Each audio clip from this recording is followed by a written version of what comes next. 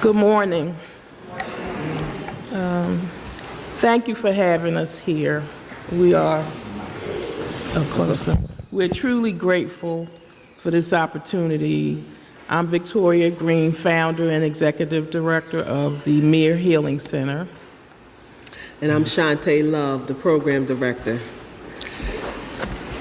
For those of you that may not know, Emir was my son's name, and he was murdered in 1997 at the age of 20 years old. And from that tragedy, we formed the Emir Healing Center to educate, advocate, support, and service for families who've been affected by homicide. Homicide is the most devastating experience or tragedy that anyone can experience.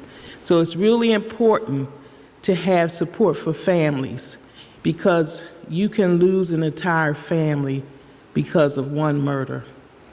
It is that devastating. So Shantae is going to talk a little bit about our programs that we have at the Emir Healing Center.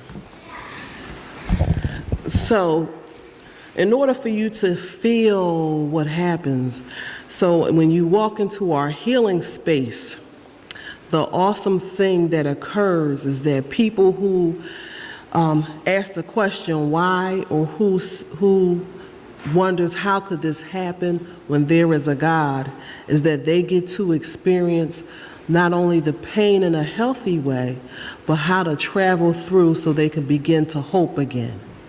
And so we are faced with dealing with homicides that the Philadelphia states are homicide, but also people that are murdered by police officers that come to our place.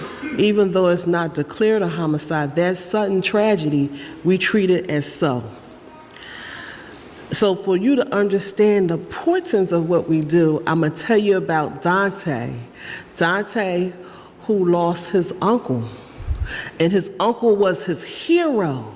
Can you imagine someone that takes you to the movies, picks you up from school, who taught you how to tie your shoe, that every weekend you're waiting for him to scoop you up because you are that close, and that his uncle, by just a split second, Dante and his sister Charity world was completely changed. And you would be surprised that how uncles and pop-pops and brothers are really a supplement to their dads.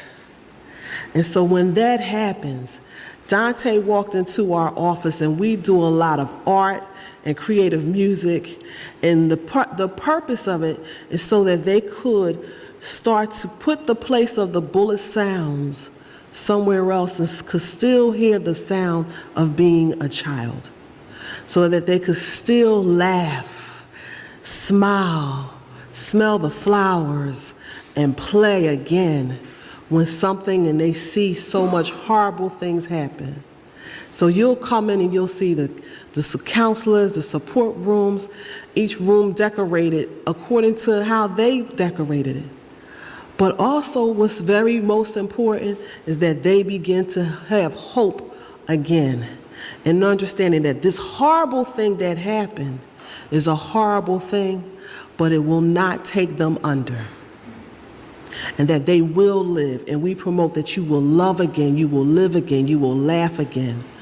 But as they go through that journey, connecting these families to have people in place to be a supplement for the person that's gone, and having different components step up. And they begin to experience what a lot of will tell you, God again, one more time. And if they have that opportunity one more time, then we know they will live. Thank you. Thank you.